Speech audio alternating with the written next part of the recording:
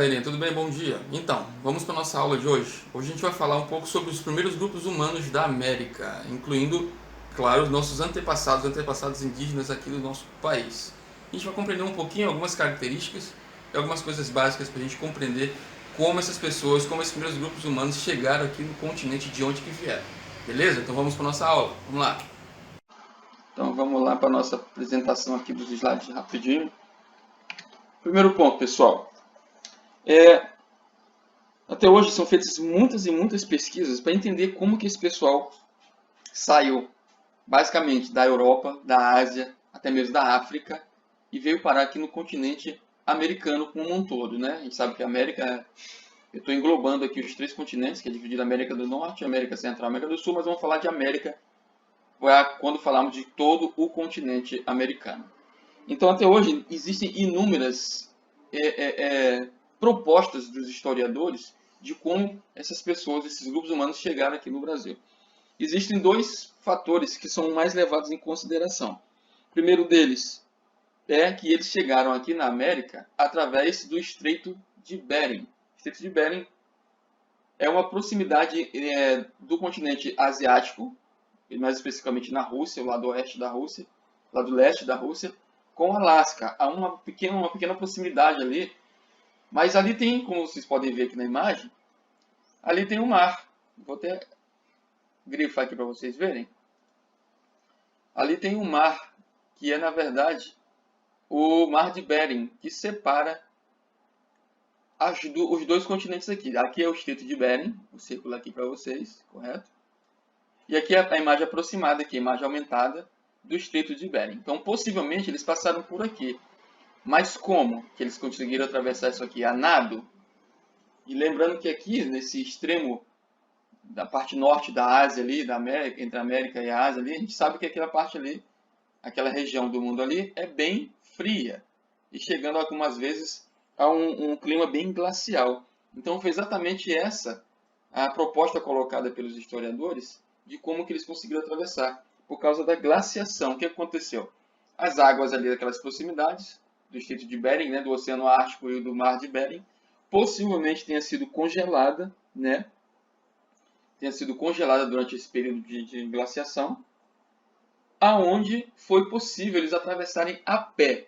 Os grupos vindos da Sibéria, né, da Ásia, da Europa, atravessaram ali o Estreito de Bering a pé, entrando primeiramente pelo que foi posteriormente conhecido como Alasca, que é um dos estados americanos. Então, possivelmente assim foi a chegada. Outra possibilidade é atravessando realmente o Oceano Pacífico através das embarcações. Como vocês podem ver aqui nas imagens, tem várias embarcações aqui, atravessando aqui da Filipinas, da Oceania, enfim, desceram primeiramente aqui da Europa e depois chegaram até ao continente americano usando realmente embarcações. Então essas são as duas possibilidades usadas até hoje pelos historiadores a esse respeito de como eles possivelmente chegaram aí ao continente, à América. Vamos dar continuidade aqui. Só cancelar aqui.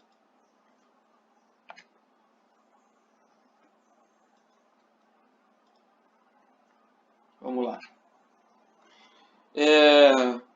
Outra parte interessante que eu quero mostrar para vocês é que esse primeiro período aqui de migração, de quando iniciaram, de quando eles chegaram, quando eles partiram, existem ainda muitas controvérsias. Claro que tudo isso aqui são suposições, né?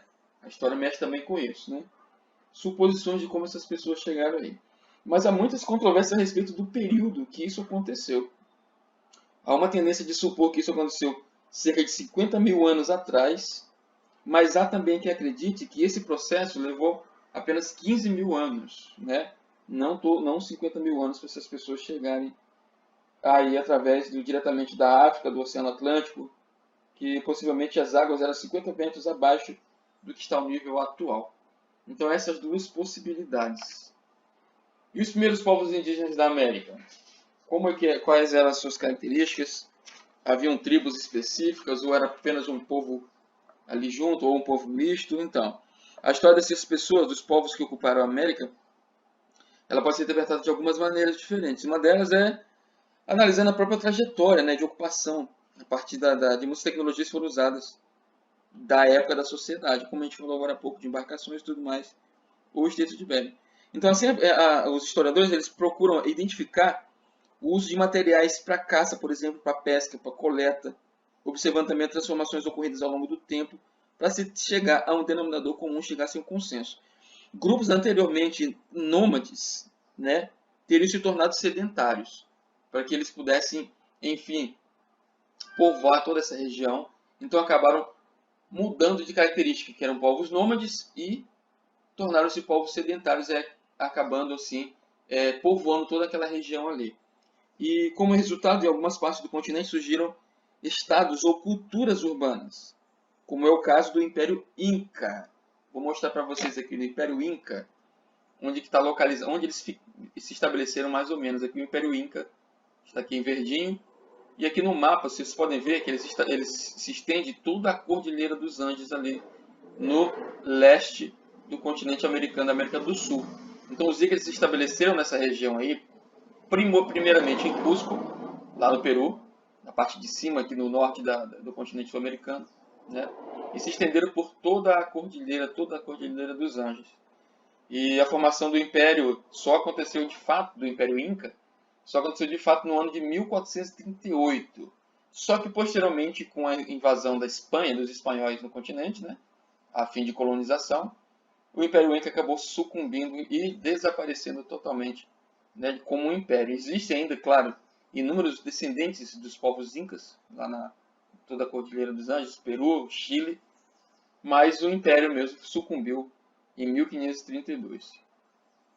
O outro povo são os maias. Aqui na parte que está aqui em azulzinho, aqui na nossa descrição. Mas os maias ocuparam essa parte aqui de laranja do mapa, tá? Bem na América Central. Foram um povo pré-colombiano que habitou a região Mesoamérica a partir de 1800 a.C. Olha só.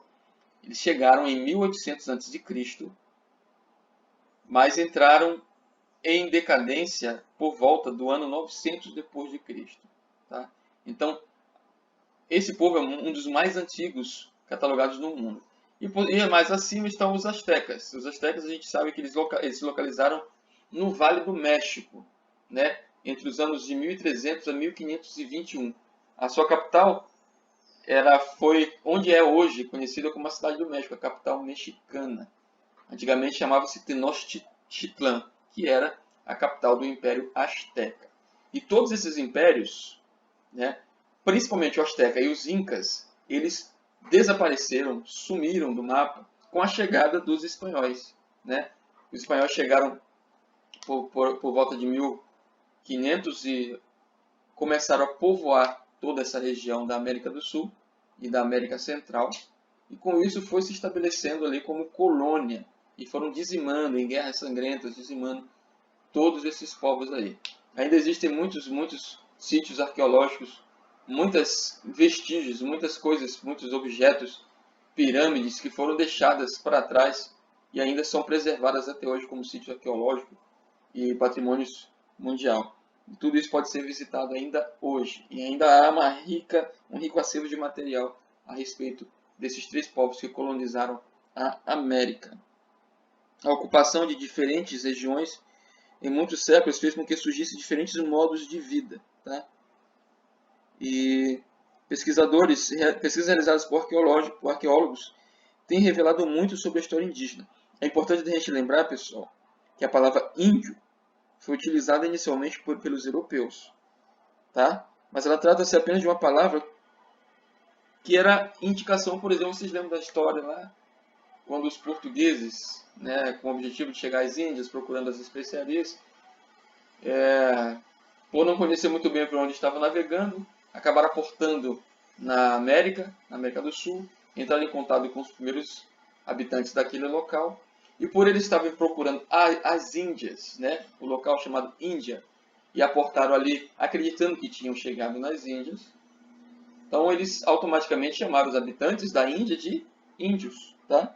Mas só que o importante é que essa palavra ela esconde grandes diferenças existentes entre esses povos americanos. Povos que viviam em regiões vizinhas, por exemplo, mantinham contato entre si. Isso envolvia troca de produtos, circulação de ideias, práticas e tudo mais. Práticas religiosas, né? Conhecimento da natureza, interpretações sobre o mundo, modo de preparo dos alimentos, ou seja, cada povo tinha sua característica diferente. Mas com a proximidade, acabaram trocando essas informações uns com os outros. Esses contatos permitiam a formação de modos de vida semelhantes. Tá? Segundo historiadores e arqueólogos do brasileiro Eduardo Natalino dos Santos, da Universidade de São Paulo, isso pode ser chamado também de região cultural, ou seja, é uma grande área, né, onde viviam povos que apresentavam características culturais e históricas em comum. Na América existiam muitas regiões, na América ainda hoje existem muitas regiões culturais, ok? E aqui a gente pode ver mais ou menos um mapa da diversidade étnica dos povos indígenas. Claro que aqui nesse mapa não está a descrição de todos eles, tá? Estão apenas alguns grupos indígenas que habitaram todo o continente americano, tá? Cada um com suas características diferentes. Por exemplo, eram povos nômades que viviam da caça, pesca e coleta, povos sedentários que já construíram grandes cidades, né? Que são as chamadas culturas urbanas, povos que viviam da agricultura, ou povos que combinavam diversos modos de vida. Enfim, esses são os povos principais que povoaram todo o continente americano. É óbvio que, conforme vocês vão ver no livro de vocês, na página 35, o mapa que está no livro abrange muito mais povos indígenas aqui. Uma infinidade deles que povoaram o nosso continente durante um bom tempo. Claro, com a colonização, tanto da América do Sul quanto da América do Norte e América Central, com a colonização europeia, por parte de ingleses, portugueses e espanhóis, esses povos foram sendo reduzido a quantidade de tribos, a quantidade de membros de cada tribo. E muitas tribos e muitas etnias, infelizmente, desapareceram por conta desses conflitos com os europeus quando chegaram neste continente a fim de colonizar. Okay? Outra coisa interessante, pessoal, que é equivocado, como a gente estava falando agora, de uma infinidade de povo indígena, então é errado a gente considerar os índios como um único povo. Tá? Quando estudamos diferentes sociedades indígenas, por exemplo, a gente precisa evitar comparações, julgando povos superiores a outros povos. Existem povos que tinham uma tecnologia, um modo de vida diferente de outros, mas isso não os transforma em um povo superior ou inferior a cada um deles. Mas cada povo tinha sua característica, seu modo de vida, seu ponto de vista a respeito de si mesmo e do mundo diferente. Então nós não podemos dizer que este grupo era melhor do que aquele, era mais desenvolvido, mais inteligente, não. São apenas culturas diversificadas. Cada sociedade ela é composta por características próprias, tá? Que precisam ser valorizadas e entendidas como um povo específico, como uma etnia específica. Então nada de comparação de um povo com o outro, ok? Então vamos lá para os antepassados dos índios aqui do Brasil. A gente sabe que no Brasil existem diversos sítios arqueológicos, né? E neles a gente pode encontrar como pinturas rupestres, ossadas, artefatos, vários outros tipos de objetos e artefatos que a gente pode encontrar que são vestígios deixados pelos primeiros habitantes do Brasil, pelos primeiros povos a habitar aqui o nosso país, tá? E todos esses vestígios, tudo isso dá indicação da presença desses povos aqui no nosso continente, no nosso país. Alguns exemplos de sítio arqueológico tem o sítio de São Raimundo Nonato, lá no Piauí, o sítio Serranópolis, em Goiás, o Abrigo do Sol, no Mato Grosso, Lagoa Santa, em Minas Gerais, e muitos outros. Nesta imagem que vocês estão vendo aqui, é uma pintura rupestre. Foi encontrada no Parque Nacional da Serra da Capivara. Onde é o Parque Nacional da Serra da Capivara? Fica no estado do Piauí, tá ok? Entre esses povos, a gente vai caracterizar alguns deles, pelo menos 3 grupos diferentes de povos.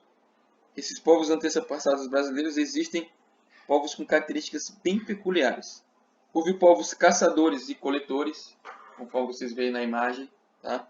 Esses povos eles habitaram principalmente a região sul do Brasil. Viviam em florestas ocupadas por matas, mais próximas aos rios. Tá? Outro povo eram os povos agricultores, que também fabricavam peças de cerâmica. Tá? E eles ficavam mais ou menos situados na região ali de Santarém e do Marajó, no norte do Brasil, lá onde que é hoje conhecido como estado do Pará. E já outro povo diferente, e esse aqui é bem peculiar, tá? Que é chamado povos das conchas, ou povos dos sambaquis. Esse nome dado a eles é referência a uns montes que eles construíram com conchas. Esses montes eram chamados de sambaquis, conforme a gente vai ver aqui na imagem, do Sambaqui Figueirinha 1, lá em Jaguaraúna, em Santa Catarina. Alguns desses montes eles podiam alcançar até 300 metros, até 30 metros de altura, tá? Então eram realmente altos. E mais ou menos 400 metros de comprimento por 10 metros de largura. Então, e não existe só este Sambaqui Figueirinha, existem inúmeros outros montes sambaquis que foram fabricados por esses índios, construídos por esses índios, né? Até hoje não se sabe ao certo as razões para essas formações de sambaquis. Sabe-se, pelo menos, né, que nesses locais as pessoas construíram cabanas e enterravam seus mortos, né? Restos de comida eram depositados sobre os corpos, que depois ficavam sobre esse monte de conchas. Então, mais ou menos ali, eles enterravam, era um cemitério dos índios sambaquis. Alguns sambaquis eram imensos, como a gente falou, e alcançava até 30 metros de altura. Os povos sambaquis eles mantinham hábitos culturais bem elaborados. Eles ocupavam uma faixa litoral do Brasil, da região sul até a região nordeste, tá? Mas, infelizmente, eles desapareceram há cerca de 1000 anos, tá? Os primeiros colonizadores europeus ficaram até curiosos com essas construções, tá? Há estudos que apontam que o desaparecimento das comunidades deve ter acontecido de forma pacífica. Nos ossos encontrados pelos arqueólogos, não há sinais de mortes violentas, por exemplo, o que pode indicar que as populações dos sambaquis se misturaram com outros grupos, ou seja, foram adquirindo características de outros grupos, até mesmo de europeus. E com isso, a sua cultura, né, suas características foram sucumbindo, né, foram se mesclando com a cultura de povos que chegaram posteriormente à região do Brasil. Então, pacificamente, eles foram desaparecendo. É isso aí, pessoal. Com isso, nós finalizamos o capítulo 2 do nosso livro didático. Acompanhe esse conteúdo de hoje no seu livro, tá? Lá no Eclésia vai estar as páginas específicas que você pode acompanhar e também responder as atividades que eu vou postar aqui no portal para você fazer em casa e depois me devolver para eu fazer as devidas correções. Valeu? Até a próxima aula, galera!